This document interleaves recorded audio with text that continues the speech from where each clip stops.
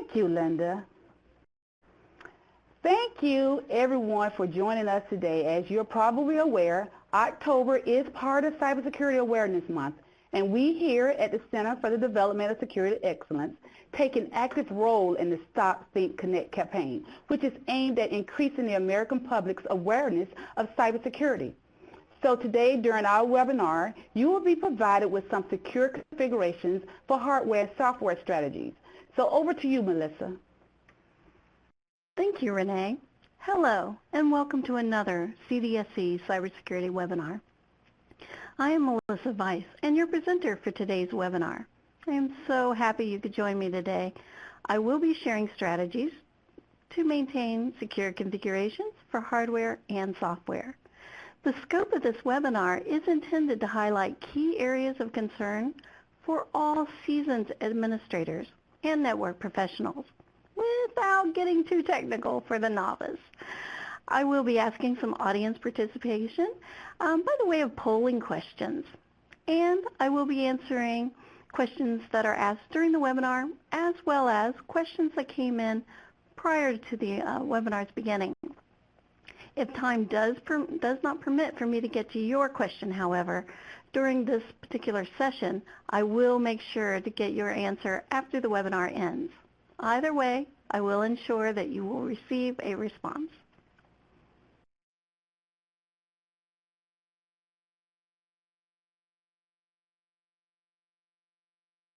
This session will cover best practices for maintaining secure configurations for hardware and software with the following topics.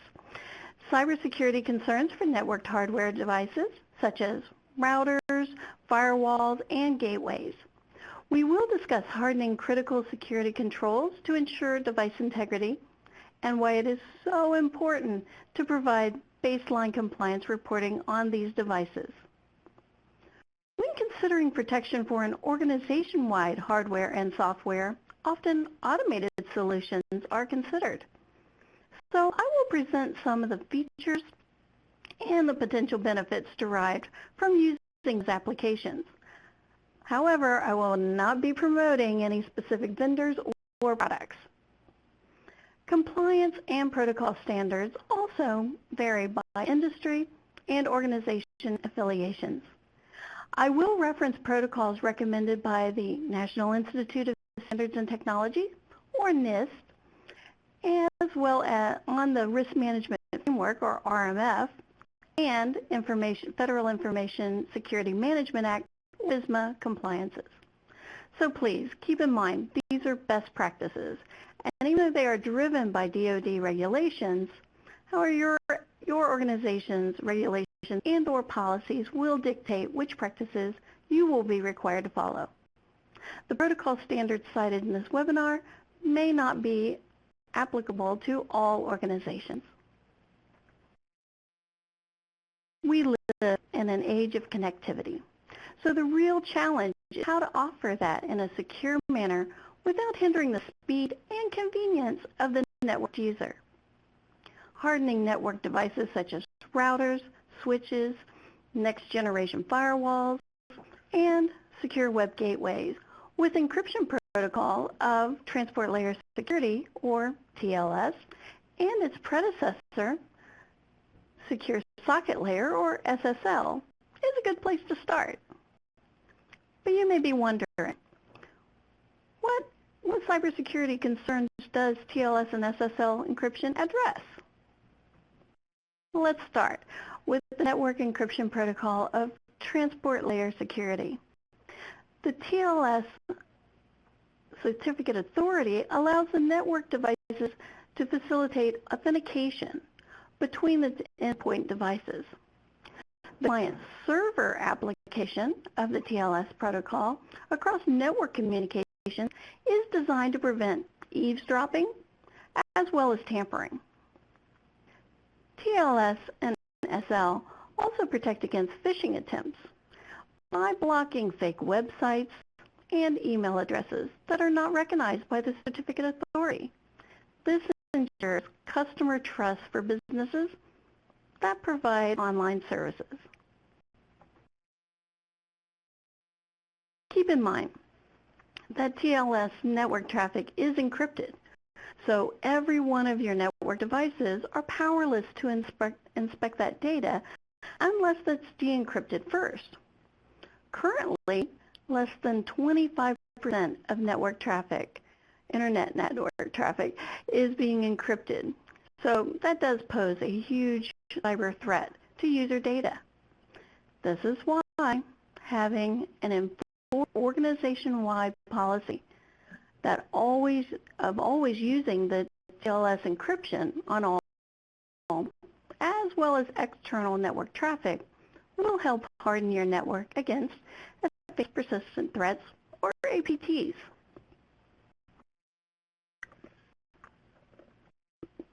All right, so let's take a look at a polling question.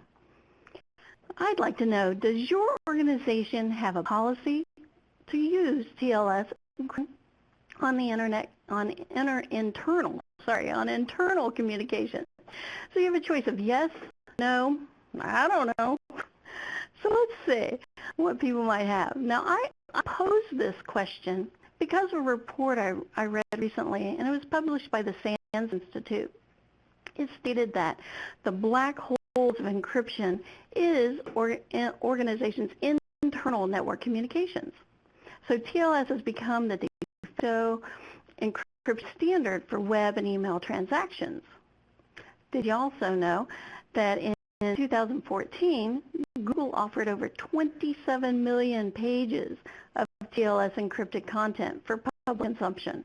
However, many organizations only focus on encrypting communications outside their firewalls while ignoring the internal communications completely.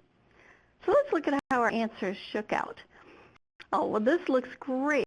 So 64.4% of you definitely are on the right track and using encryption of at least TLS onto your networks. We have a little 11.1% that said nope, and thank you for being honest, 24.4% said I don't know. So that's great. Thank you for answering the poll. But consider this. Your threat detection strategy is working on 50% of potential network attacks, only that 50%, if you are not encrypting the internal network traffic as well as the external. However, network encryption protocols cannot do the job properly without the hardware. Often, the most vulnerable points of any system is the point of entry. So we must secure that with an intrusion prevention and detection system. Detection systems must be able to process non-encrypted as well as TLS encrypted network traffic to ward off cyber threats such as malware, spyware, botnets, denial of service or DOS attacks. Old school switches and routers and firewalls are now being enhanced by next generation firewalls or NGFWs and secure web gateways or SWG devices. So let's see that next slide. There we go. These devices are robust enough to allow the encryption of all network traffic to be decrypted, inspected, and most importantly, re-encrypted before being transferred to the end user or end device. You need to ensure all devices beyond the entry points are hardened against these attacks. So be sure to consult your device user manual and manufacturer's white pages for specific settings. So let's do another polling question, shall we? So I'd like to know, does your network include next generation firewalls or NGFWs and or secure web gateway devices? Again, we have yes, no, I don't know. So go ahead and take your votes now. Now, these are these devices I'm talking about are fairly new devices within the last couple years. So I wouldn't be too surprised if we had some low percentages on that. But these devices do take advantage of being able to do deep pocket inspections within the networks. So they're very important. Oh, so let's see what our results look like. Great. 47.9, so almost 50% of you are using these new devices. That's fabulous. And we have a small percentage that say no, they don't have those, and those might be smaller networks, but still worthy of looking into these devices. And love the honesty. Another almost 50% is in the I don't know, so 46.8%. So thank you again. So our next topic of baseline compliance reporting will vary greatly depending on the category of sensitive data your organization is tasked with protecting. This becomes crucial, however, for organizations that may be transferring sensitive industry or government-regulated data. The payment card industry, or PCI, or maybe Health Insurance Portability and Accountability Act, or HIPAA, as well as the Federal Information Security Management Act, or FISMA. All require adherence to their respective compliance standards for ensuring protection of sensitive data. Baseline compliance reporting requirements may govern one of the previously cited regulations, such as BCI, HIPAA, FISMA, or it may just be your own internal organization mandate. However, no matter what is the driving force, every organization should be monitoring and reporting on the effectiveness of their network security on a regular basis. I put a little chart out here for you. The annual security reporting shows, and it's a little hard to see there on the 60% that was in red, but it sort of came out in black on the slide, apologize. The 60% of data breaches occur due to misconfiguration of secure devices, or just other errors that are attributed to the network system administrators. Another 37.6% of data loss is directly attributable to the end user's misuse. So you can quickly see from these numbers how important constant monitoring and reporting of network activities by all users is vital for identifying errors. Although some of the best practices discussed in today's webinar are DoD policy, this webinar is not intended to dictate DoD's policy for everyone. It is only a discussion of best practices. Your organization's policy will be the driving force behind the practices that are implemented and enforced. Here are some of the examples of the types of organization policies that ensure awareness and secure configuration compliance. So you can see I've listed up here for you user privacy, TLS certification validation, encryption and enforcement of encryption standards, and network and endpoint controls. And these are just to name a few. But by maintaining formal signed policies that specify how network hardening is being enforced, validated, and standardized, we'll eliminate all those I don't knows from the answers in our polling questions. Documented policies also help ensure that your organization is meeting its baseline compliance requirements. So if your organization does not currently use these types of policies, see the SANS.org policy library for templates. That'll help get you started. If maintaining the configurations of an enterprise-wide network seems very daunting, then you may be considering some automated software solutions. Some of today's offerings include applications that focus on network configuration and change management, or NCCMs, to maintain the reliability of devices on the network. Some of the key benefits are improving network security by recognizing and fixing security vulnerabilities enterprise-wide. Also, prevention of inconsistencies or misconfigurations with baseline standardizations and consistent monitoring, as well as delivery of device integrity throughout the IT lifestyle workflow. And lastly, proactively auditing and enforcing compliance of all requirements. The network configuration and change management software assists an administrator in creating the baseline configuration plan for each device by identifying their configuration items, or CIs. The software then monitors if a device has experienced any changes, whether triggered by malware or human intervention. This level of diligence is difficult to achieve on large enterprise networks manually.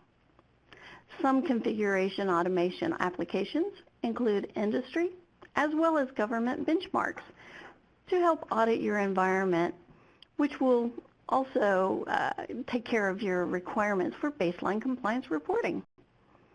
NCCM software plans, documents, and maintains a repository of all network device baseline configurations to help create a stable framework for internal policies as well as regulatory mandates. If automated software is just not an option, another guidance for securing information systems is the NIST Risk Management Framework, or RMF. The framework provides a risk-based approach to identify sensitive information and the key elements that must be secured organization-wide. The details are spelled out in the NIST Special Publications 800-37 and are aimed at helping federal agencies build their cybersecurity programs. It is not about implementing a predefined set of controls, however, but it identifies the correct controls for each organization's mission as well as their business objectives. So this distinction makes it equally valid for non-governmental environments as well. RMF security control specifications can be applied to new and legacy information systems within the context of your security lifecycle and the federal enterprise architectures.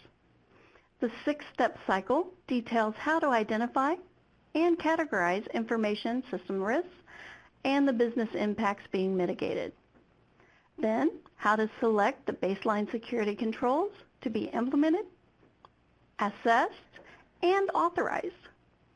Once the security controls are in place, they are then subject to ongoing monitoring and reporting. In conclusion, we have discussed cyber concerns for network devices such as routers, firewalls, and gateways. How to secure hardware configurations to be enhanced with addition of next generation firewalls and secure web gateways. And the benefits of software solution of adding transport layer security, or TLS, encryption to all internal as well as external network traffic. Also, how to harden critical how to harden critical security controls, and that will help ensure device integrities.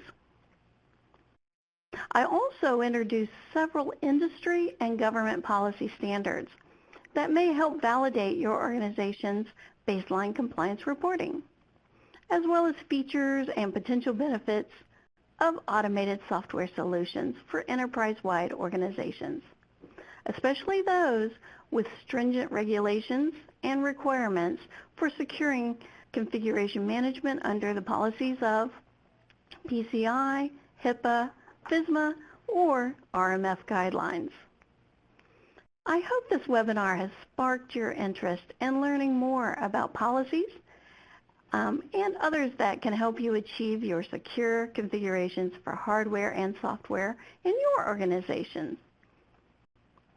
For a more in-depth look into CDSC's cybersecurity education and training, please check out our Center for Development and Security Excellence website at the address shown on your screen. CDSC provides security, education, training, and professionalization for the Department of Defense and industry. Okay, Melissa, let's take a look at some of the questions that have came in during this webinar. And we have some very interesting questions that have come in. The first question that I would like to ask is, there are many security configuration documents on the web.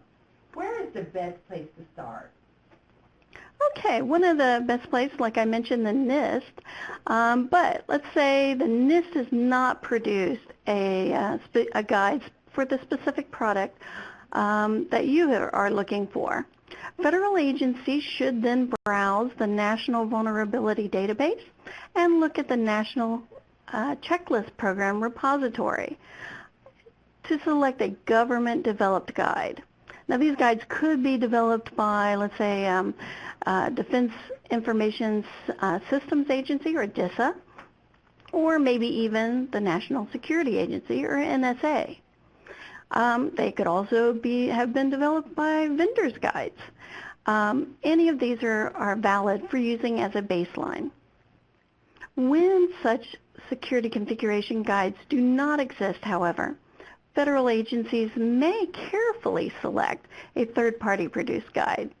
Regardless of which guide is selected, however, it is recommended that federal agencies document how their deployed information technology products are secured and how they deviate from the recommended checklist. Wow, that was a mouthful, Melissa. Thank you so much, but don't worry if you didn't get all of this down. We will be posting a copy of all the questions along with the answers for you to download later, so you need not worry. Okay, Melissa, another question that has come in, another good question. The question is, I know DoD has replaced DICAP with the NIST Risk Management Framework, but where can I learn more about RMF requirements? Okay, another good question. CDSC, of course, is a great place to start. CDSC offers several courses on risk management framework on our online learning management system called STEP. These courses cover everything from basic overview to detailed explanation of RMF's 6-step procedures. You can access STEP from our website at www.cdsc.edu. Good answer, Melissa. Another good answer. CDSC course offerings are an excellent place to start, so most definitely check out STEP. Another question that we have is, let's see, who is subject to FSMA compliance and what is required? Ooh, yeah, that's kind of a big answer, but let me get this all out for you. The Federal Information Security Management Act, or FSMA, applies to agencies within the federal government. Under the Act, these agencies must maintain a program that provides security for information and compliance for systems that support their operations. CIOs, program officials, inspector generals at these agencies are required to conduct yearly review of their program and submit the results to the Office of Management and Budget, or OMB. Minimum security requirements and controls spelled out by the NIST are considered a starting point for agencies in choosing the appropriate controls. Except where OMB says otherwise, agencies have considerable flexibility on how they apply the NIST guidelines. So this flexibility has led to very different regimes at different agencies. Okay, let me reach down here and grab one of these questions about HIPAA. Is the use of encryption mandatory under HIPAA security rules? Wow, people are really paying attention today. That's great. Good HIPAA question. Well, surprisingly, no, the answer is no. According to the U.S. Department of Health and Human Services, or HHS, the final security rule, the use of encryption is deemed as addressable implementation specification. So this means that after a risk assessment is performed, then the entity can determine if the use of encryption is A, reasonable or appropriate for safeguarding the confidentiality, integrity, and availability of electronic protected health information, or EPHI. If the entity decides encryption is not reasonable and appropriate, then they must document what equivalent alternative measures were implemented along with the rationale for this decision. Okay, good. I think we have time for one more question, and I'm trying to, okay, here's a good one, Melissa. Okay. How do companies that allow bring your own devices, or BYOD, protect users' smart devices? Yeah, this is definitely, bring your own devices, or BYOD, is an emerging trend, and it poses risk to secure data. However, most organizations that implement this also implement mobile application management, or MAM software, to help isolate the secure data from the user's commercially available apps and software on their device. This means when you access the protected MAM app, it is partitioning from your Angry Birds or anything else that you play on your device away from any of your secure data. So the focus is on protecting data and not the device in this example. And I'm sure if your organization allows a BYOD policy, then they definitely have written out the specific policies and procedures to secure that information within the system. So no secure information is being accessed when you're on your own personal device outside of the MAM. Very good answers, Melissa. So anyway, we have run out of time to answer any of the remaining questions. However, as I stated before, we will answer those questions offline, and we will be sure to post responses along with the transcripts from today's webinar. But before we conclude today's webinar, I would like to point you to previous cybersecurity webinars that have been archived and are available on our website. So I have included some of the titles on the screen for your convenience. I've also put on the screen is also point of contact for Mrs. Weiss. So also be sure to check out our other exciting offerings, including our e-learning courses, instructor-led courses, and shorts. So on behalf of all of CDSC, this is Renee Hartsfield along with Ms. Melissa Weiss saying thank you for viewing this webinar. Have a great day, and remember that cybersecurity is everyone's business.